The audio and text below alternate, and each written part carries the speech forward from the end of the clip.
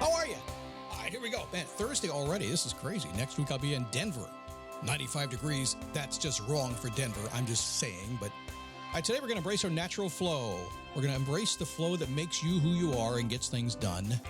I use it all the time. So we'll talk about the flow today and how you can use it and identify it. A lot of it is kind of built into you. A lot of us are the same.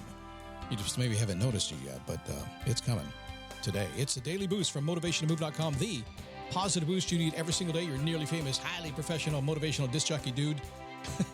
Doing my thing. Why not? To me, it's a big top 40 radio station talking about good stuff.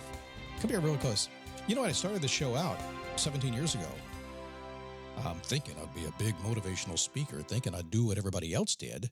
And it just didn't work out that way. What I learned is uniquely what I'm able to do is I said, what if this could be just a morning show? Like you listen on the radio every single, get in the car, turn on the radio, and yet you learned something. You had a good time. You got a smile on your face, and you walked out thinking, that was worth it, man.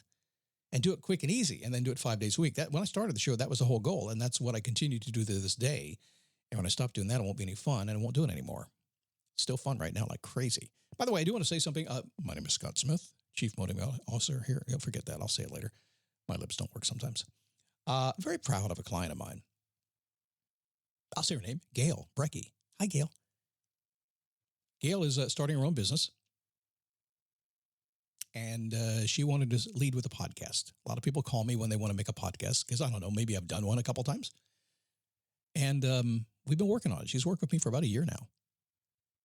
And she's working on this podcast. It's you can't get it publicly right now. I'll tell you when you can, but it wasn't sounding great. You know, she was running into these brick walls. That ever happened to you? You ever run into the brick walls? You ever try something, can't figure out the tech? You don't sound good. You don't sound like yourself. You sound like you're reading. I don't know what you're doing. If you try a podcast, you know what I'm talking about.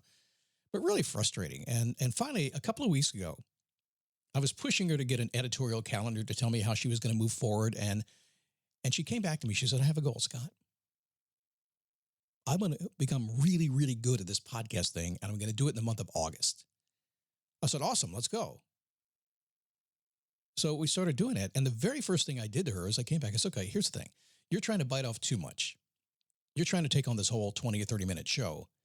Why don't we take it down to 3 or 4 minutes? And instead of using a microphone, why don't you use your phone and record into your phone and just stand up and walk around your room and just get natural, get into the flow of what you're doing, which we'll be talking about today. So she did it. And she went back and forth probably 8 or 9 times with me. She kept telling me samples, and I would give her feedback. And it wasn't easy. It wasn't fun. I had to have heard her because I'm pretty honest when I give feedback. She kept doing it. Then she sent me the final one. Couldn't believe it. It's really good. It's really good. She fought through a year worth of thinking about it, finding her voice, working toward her goal, trying to change her life entirely, and then deciding on this goal, and then going through all those obstacles to get there. And then I said, man, this is good. You're on your way, babe. Can I say that? I'm old school. Come on. Call another man's wife, babe. I'm sorry. It's built in sometimes. I'm proud of you, Gail. If it sounds familiar, if it sounds to you like something maybe you run into before, those obstacles, you really do have to stick with it. If you love it, you have to stick with it and learn and learn and learn and practice in private like she did.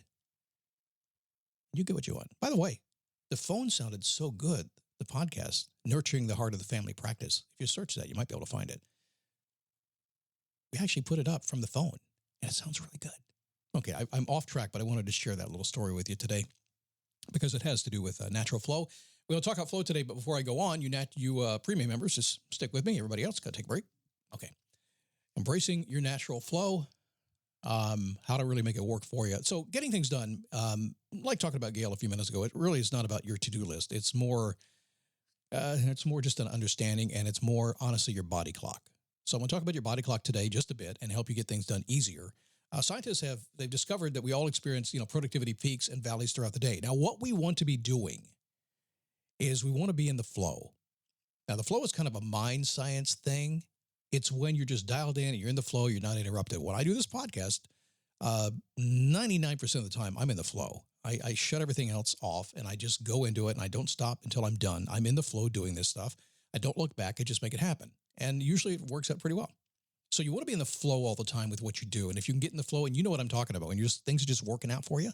But how do you do it? Well, first step for me,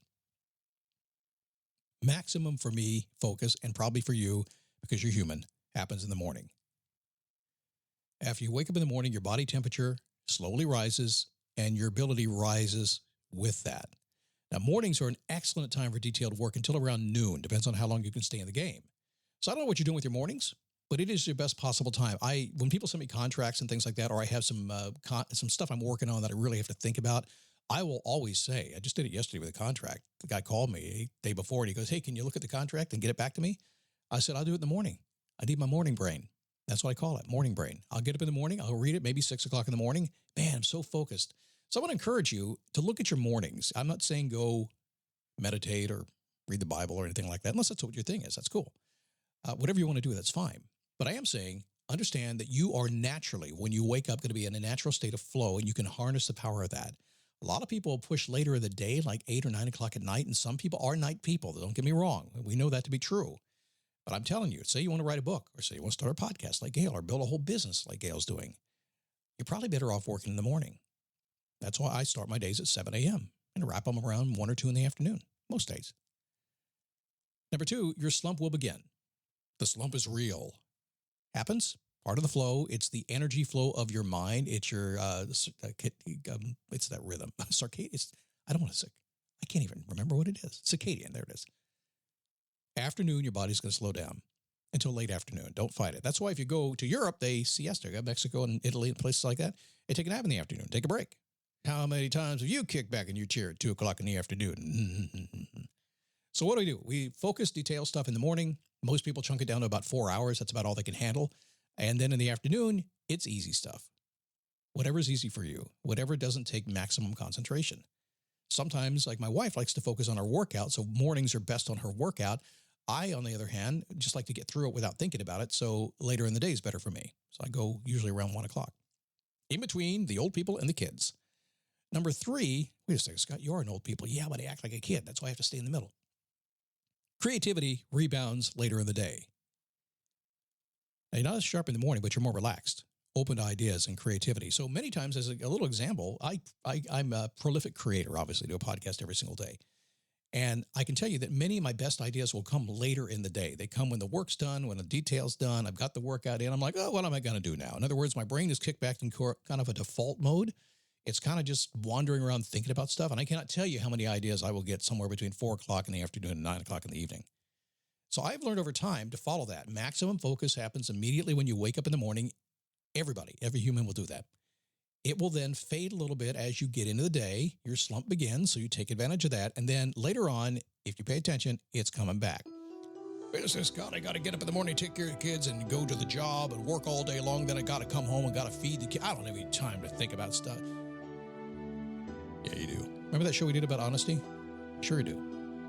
I don't care how busy you are. You can find a way to tap into your maximum flow, and I got news for you. When you eliminate most of the things that are just distracting you, and then figure out how to tap into your flow and focus in on that, your life changes like instantly and continues to change every single day. Listen, this is nothing I figured out. Well, okay, I guess I did, but the truth is humans have figured this stuff out. Scientists have figured this stuff out. Mostly what it is discovering that it's out there, and secondly, actually doing it, implementing it in your life.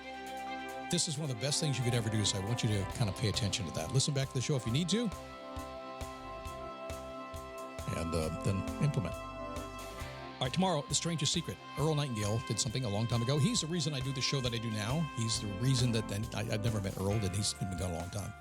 We'll talk about The Strangest Secret tomorrow. I'll give you my take between the lines on that. That's going to be a good show for you. In the meantime, go to my Facebook page, dailyboostpodcast.com/Facebook.